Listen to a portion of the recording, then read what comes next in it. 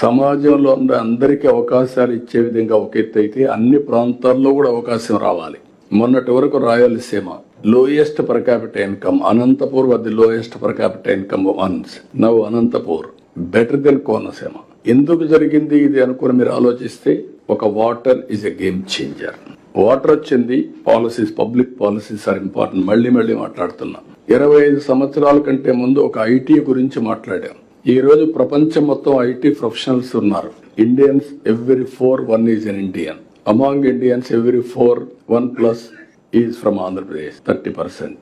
ప్రపంచంలో ఏ దేశానికి పోయినా హైయెస్ట్ పర్ క్యాపిటల్ ఇన్కమ్ తెలుగువాడు.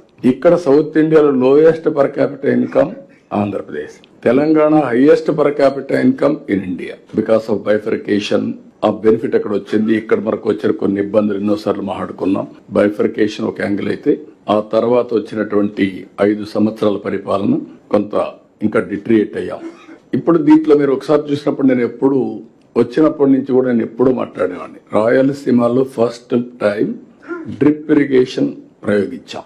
ఈ రోజు రాయలసీమలో ఆ డ్రిప్ ఇరిగేషన్ వల్ల హార్టికల్చర్ ప్రమోట్ చేశాం. ఈ 2 డెడ్లీ కాంబినేషన్.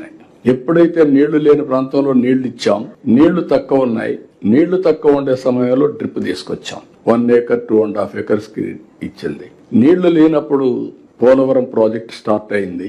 5 ఏళ్లు పడుతుంది, ఇప్పుడు 10 ఏళ్లు పట్టింది.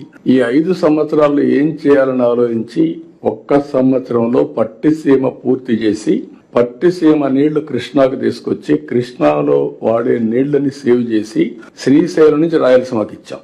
That is only single day. మీకు ఏ విధంగా వస్తాయో ఇంపాక్ట్ అనేది మీరు గుర్తుపెట్టుకోవాలి. ఈ రోజు వర్షాలు పడ్డాయి. మొన్న 100 డేస్ లో అంద్రే నీవా పూర్తి చేసి 738 కిలోమీటర్లు తీసుకుపోయి కుప్పానికి నీళ్లు ఇచ్చాం. అక్కడ అన్ని చెరువులు నీళ్లు పెడుతున్నాం. ఈ రోజు ఎంత ఆనందం అంటే, ఈసారి వర్షాలు పడ్డాయి.